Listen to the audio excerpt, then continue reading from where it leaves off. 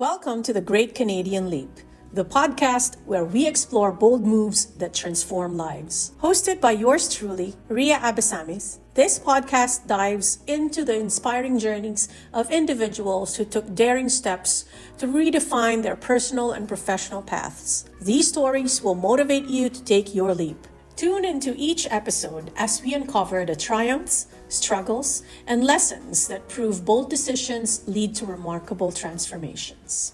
Today we have Clarice Lazaro, one of our international students that came in 2022. Her journey is one that is, I would say, short and sweet and successful. What made you choose Douglas College as your preferred school?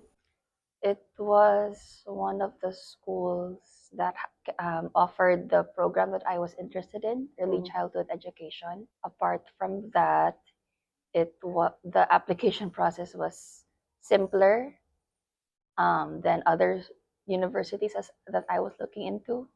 I remember one school, there was an application and then there was an interview. There would be another interview if I passed the first one. Unlike this one, it was just a direct application, and then it's either accepted or rejected. So yeah, So you I chose chose that. among a few schools? I think I chose among three. Yeah, Yeah. there were three other options that we were looking into. So for your program at that time, there were several Yes. ECE Program. I mean, several schools that offer Yeah. ECE programs, and you realized that it was Douglas that was The best that fit. resonated with you. Yeah. Okay. Can you describe the experience you have in this program? You had at this At the school. At Yeah. the school.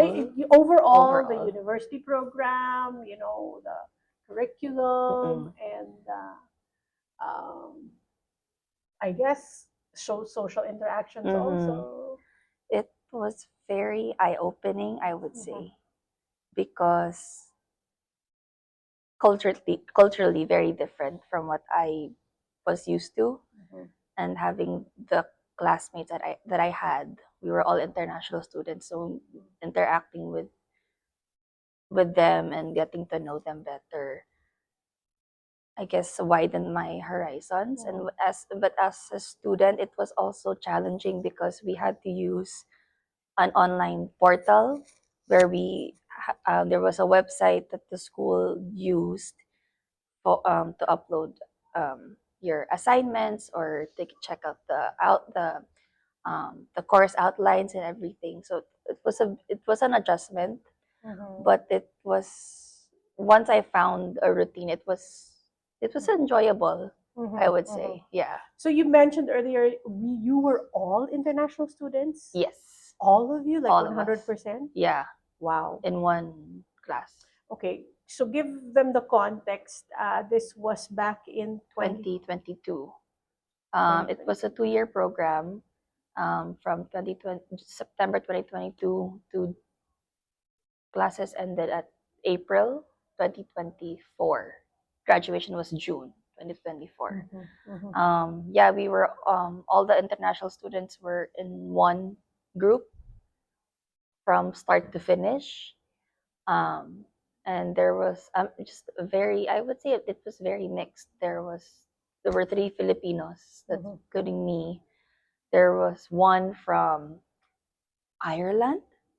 There was a bunch from Brazil, a few from Mexico, few from China, few from Korea. Yeah, that was the The group, makeup. the Yeah. makeup of our group. I guess that really exposed you to different types of People. people, Yes. yes, but mostly personalities and Yes. characters that you Yeah. probably were not used to back Yes. home, which leads me to my next question.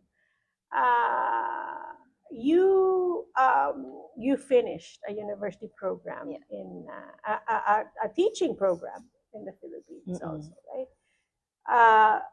Can you contrast and compare what it Yeah. was like to study in the Philippines and versus here, and overall the education program. Yeah. The one part that stood out to me was how the teachers and students treated each other. I guess in the Philippines, the professors feel that they're more authoritative. They're at a higher level. Yes. Unlike here, you're treated as an equal. Yes. That was the big thing that I noticed. Yeah. That's a very, very good observation. I also realized that when I went back to school. Yeah. And that was a good thing. I think it was a very toxic culture in the Philippines where you Yes, it can be. were scared of your teacher. Yes, you didn't want to go to class. Yeah. Right? So yeah, no, that's true. That's very true. Okay, let's go to challenges. What challenges did you encounter during that time when you were in As school? a student, adjusting to how to utilize the online portal of the school was very different, because before that I was just used to printing out the assignment and then submitting it physically to the professor. But when I was studying here, it was all online. It was different, but also how to use the portal properly and how to do research and everything. But I think the Douglas allowed the students to make use of the whole campus, I would say. There were times if we didn't have class, we suddenly didn't have classes. I would go to the library, or I would go to a different spot in the school. I would still be able to do work, or if there was a group assignment, we were able to do that. I can only compare it to the college here and the college that I went to. Very different. There was more freedom here than there was back home. Yes. Another part of it, I guess, dealing with, if there are group assignments, dealing with different personalities, just making sure that you're on the right page, because language barrier was a big challenge also. Right.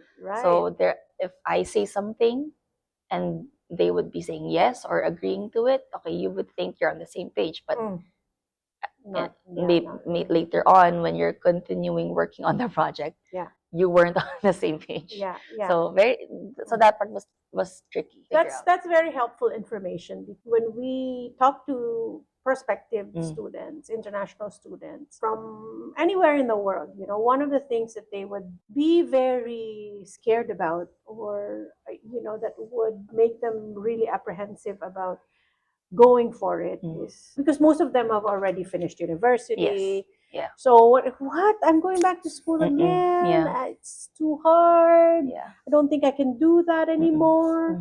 People like you who've been there, tell us, what challenges they faced or what their experiences were, by you telling me that, okay, there were practically one, two, three challenges. Like, first was, technology, which was easy to address, right? Second was, of course, I also experienced this, the difficulty of working with a group. It's not that you don't want to be in a team, you're not a team player. It's just really challenging. There are lessons to be learned in a team setting, but sometimes the lessons are hard to learn. The lessons are really hard to learn when some of your team members are not cooperative. And yes, there's also, third, you mentioned the language barrier. And that is one of the things, of course, that's innate in in an international student setting or environment, where a lot of students are from different parts of the world. But of course, there's also positives to that. You learn a lot from them. I feel like, not just about education or knowledge, intellectual knowledge, but about life. Yes. Later on, maybe you can share some of the things that you learned about your other cultures, right? Yeah. But moving forward, do you have memorable stories that you want to share from your university experience? One memory I have, there was a class activity, something to do with language. I was seated next to a girl. She was from Mexico. Language was the topic. I don't remember how it went down. But she looked at me and she was like, "Oh, is it true that our languages are like the same?" I'm like, "Yeah, Very there's a reason why. There's one reason why it's the same." But yeah, it was fun. Like we were exchanging. Okay, what do you say? This word in your language. Yeah. This one. Oh my gosh, it's the same.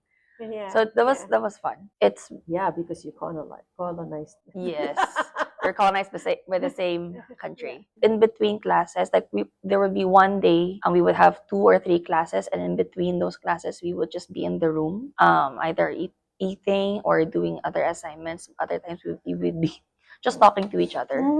I also remember almost being late to an exam that I had that I could not miss.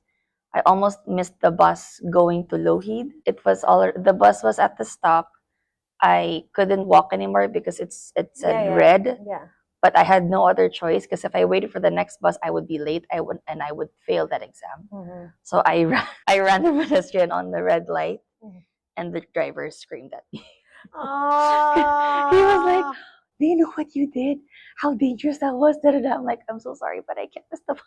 So I mean, now, of course, at that time, I felt bad that I did that in front of other people. Yeah. But then I am like, I had to run. I couldn't miss the bus. Oh my goodness. Yeah, because bus. Okay, you have to. I guess that let them know that buses here like run on A schedule. on a schedule, Yeah. and when they say that's the time they will come, a lot like Most of the time. 99% of the time, Yep. or maybe 98% of the time, they will come at that time. It's very Right? efficient. It's very, very efficient. One of Mm-mm. the things that the Canada that I'm proud of about Canada is that the efficiency of the transport system. Yeah. I wish I used the bus transit more, but that's one of the things that that's a really good about Canada. Yes, and if you miss your bus, the tendency is that You'll will be miss late your for your appointment. They will not wait for you. Right. They will not wait for No. you. Yes. So was it challenging for you to get used to Canada, the culture, everything else? Yes and no. Yes, because I moved away from my family and then living with another family. I mean, I knew you and the girls and Tito for a long time, but it's different living with someone who's not your actual parents. But I think it made it easy because I knew you guys and my parents knew you guys. It was very helpful. And I wasn't alone. Like if I was not sure about something like going to a certain place or whatever, I could ask any one of you. Because for sure it's not the same case for other people who move here. Yeah. Because for sure they will be on their own.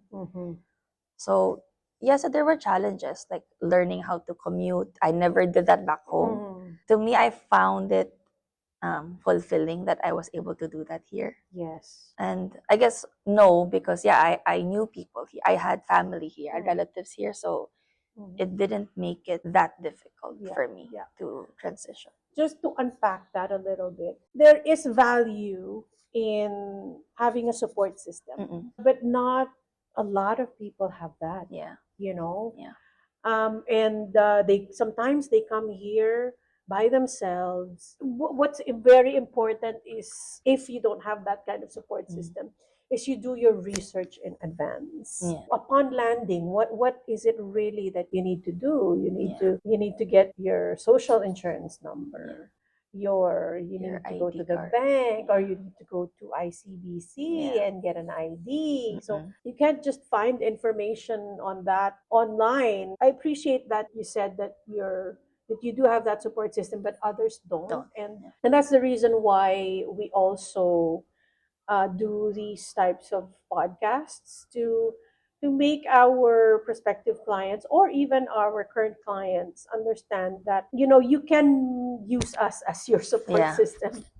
We're able to help you understand what life is like going to be here. It's not easy in the beginning. Even us, we still have challenges every now and then. Let's just say every day is a learning. Mm-hmm. Yeah, it's a Yeah. learning experience. What unique opportunities or challenges did Canada present in your personal or professional growth? And maybe personal and professional growth. I guess being in a podcast. Yes. Being in a podcast. One cultural aspect I learned here was small talk with strangers. Yeah. It's still weird for me Yeah. because I'm not naturally someone who would strike up a conversation. So you kind of learn how to make small talk with someone even if you're not in the mood for it. Yeah, so doing small talk was especially in the beginning, it was a weird thing for me to do. Like, why is this person talking to me? Yeah. Because at back home, you don't really do that. Mm. And if someone does, it's more of like, do not talk to them because it might be a dangerous thing. Mm. So it's more of a safety thing. But here, it's, I guess, the opposite. Yeah, It's just the the person, Canadian the Canadian, culture. yeah, It's Canadian the culture Canadian and culture. personality. Yeah. So that was one thing I had to get used to. And then at work, I would say I was able to see how my coworkers were able to separate personal and professional life. Like, for example, if there's a conflict at work, they don't bring that grudge with them outside of work. Like once the moment's passed, it's passed, and you've moved on from it, and you just continue working. Mm-hmm. And when you both leave the workplace, it's like nothing happened. Mm. So to me, it's like, oh, that's to me, I find that refreshing and really nice Mm. because it should be that way for for the most part. Mm. Because back home when I was working, if someone was Yeah. disagreeing with you, they would keep it with them and they would show it to you or to and they would share it with other people in the workplace, and it would start the whole Yeah. negative and toxic gossiping culture. Yeah. So yeah, at least I here for the most part, I would say people know how to keep it professional, which Mm-hmm. is really nice. That's a very good insight. Yeah. Yes, and that is so true. Mm-mm. That's so Yeah. true. People agree to disagree at work, Mm-mm. and it's just part of That's part of it. the job. Yeah. Yeah. And people here, I guess, do not take their jobs home. Yes. That's one. They don't take their jobs home. Uh, at least, some people. That's what I noticed also when I was an employee at one of the firms downtown. There are things that you experience at work that stay there. Yeah. And then outside of work, Nothing. nothing. Yeah. Mm-hmm. It's Yeah, like what happens in work stays at work. Yes, like in Vegas. Okay, so what is your favorite thing about living in Canada, aside from him? My independence. You're Oh, independent. now you're awake. My independence. I The was. Grace independence. Lagi yeah, back home, it's just the setup was different. For one thing, I didn't know how to commute. Yeah. So I had to ask people to drive me to certain places. I'm thankful for it, but it's different when you're able to do things on your own here. But not just the commuting. I feel like a lot of things that you need or you want to do are very accessible here. Yeah. Like if you need to process some documents, you can do that. If you need to run errands really fast and you don't have to travel too far. There are times where I live now, it's a very walkable community. So if I need something right away, I can walk to the closest grocery. If there's an activity I want to try, there's one close by. And yeah, just establishing my independence. Yes, I see this in you also, like having accountability and just making sure that I live by my own terms, also your own terms, having responsibilities, right? Yeah. I think that's part of the independence that you were talking about. Now you pay rent, Yes. right? You pay for food, Bills. bills, Yeah. you have bills. Yeah. And that's part of what Canada teaches you. Yeah.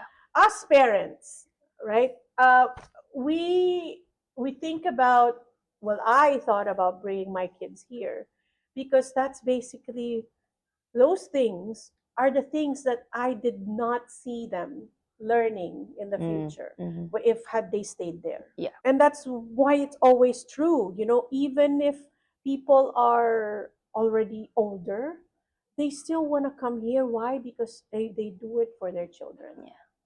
And if for you it's different, your parents had you, you know would let you do it yourself, and it's still, because they knew that it was going to be the best for you, and you're on the right track.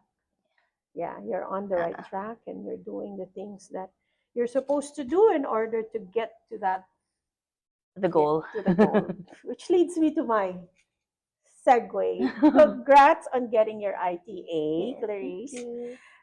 Can you walk us on how you got to this point in your immigration journey? I made the express entry profile. I put in all of my qualifications. So I studied here for 2 years. I got my three-year PGWP.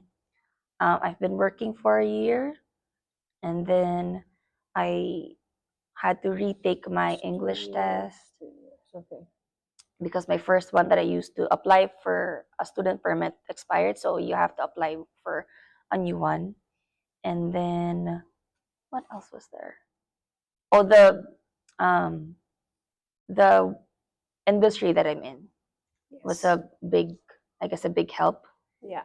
in getting that ITA. Yes. Yeah. So one thing to be, I guess, learn from that is, before you even start your journey as an international student, choosing the right program Mm. is the best way to start, Yeah. right? Because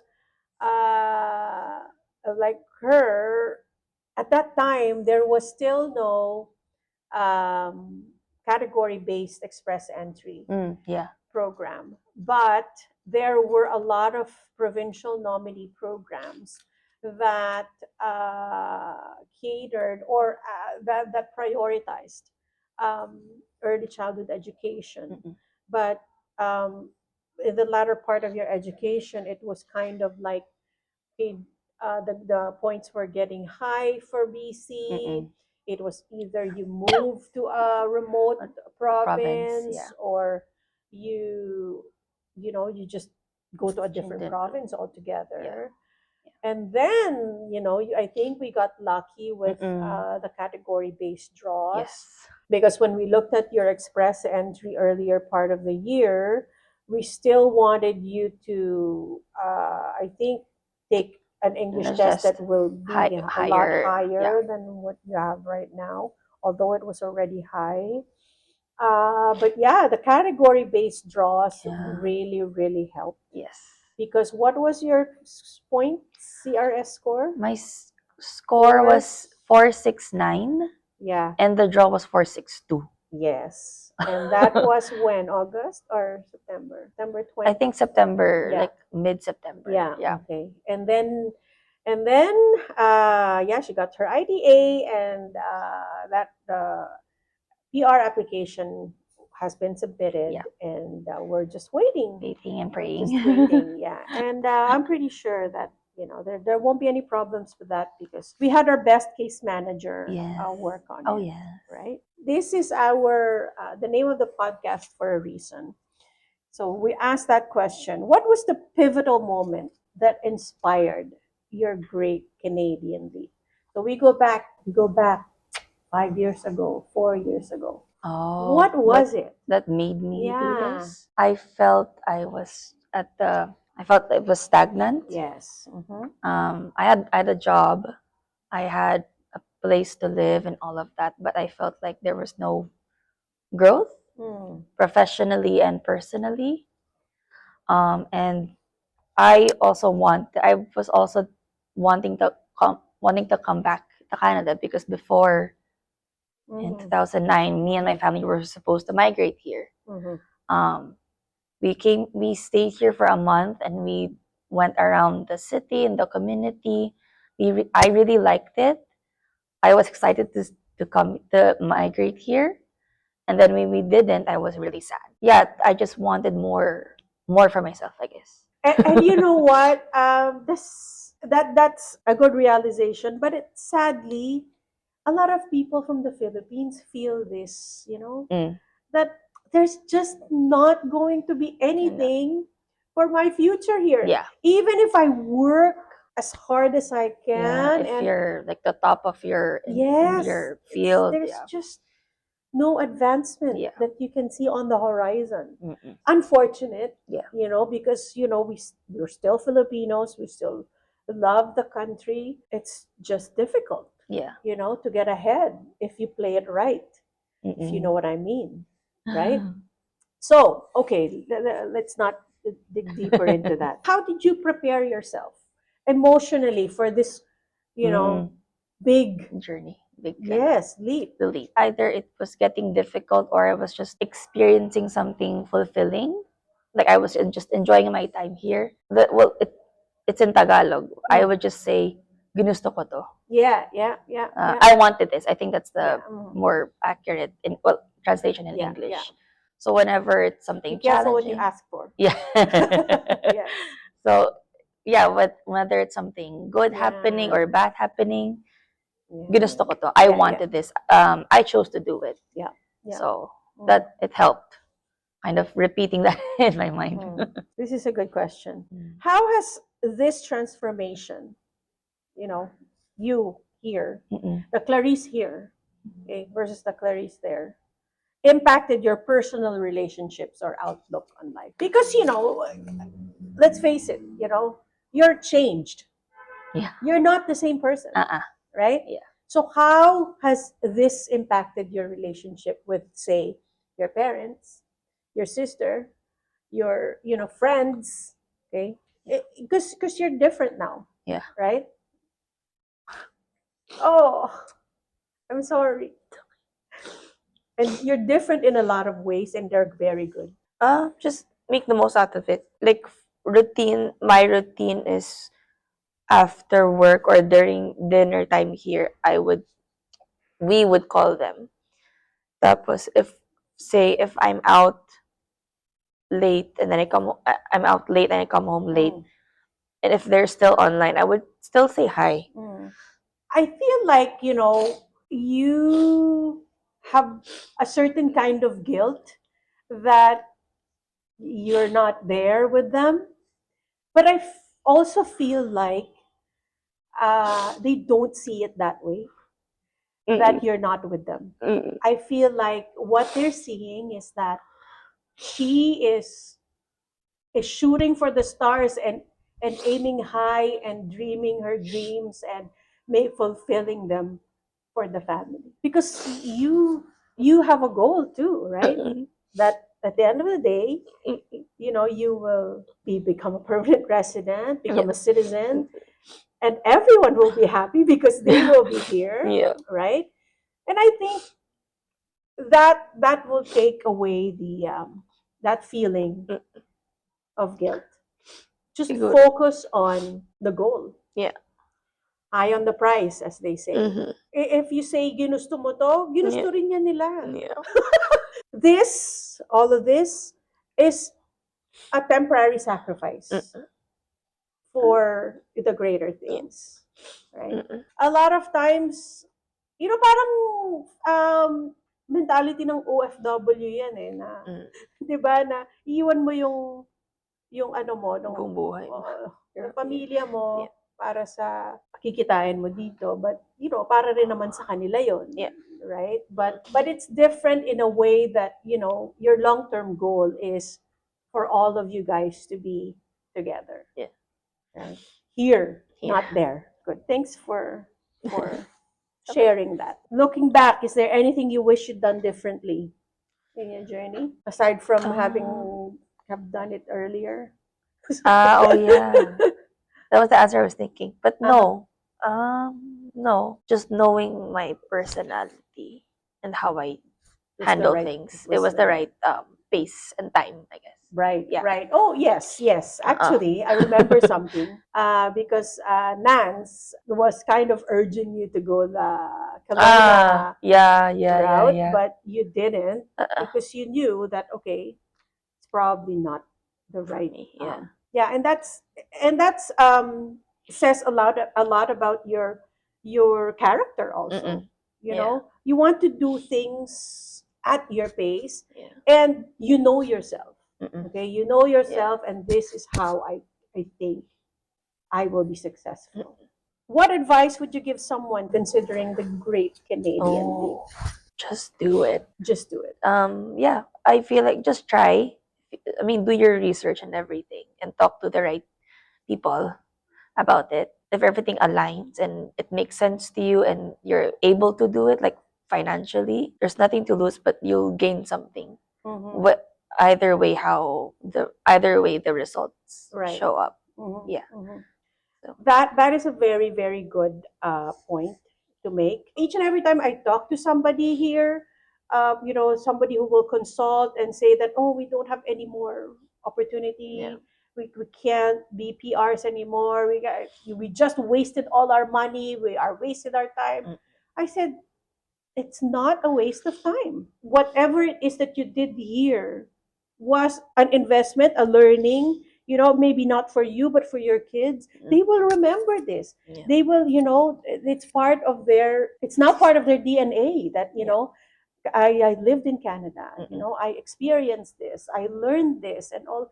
And just for that, and even just for that, even if you ran out of opportunities to become PR, again, talk to the right people, you will be guided accordingly, right? Yeah. But yes, there are always positives to having lived, studied, or worked in Canada.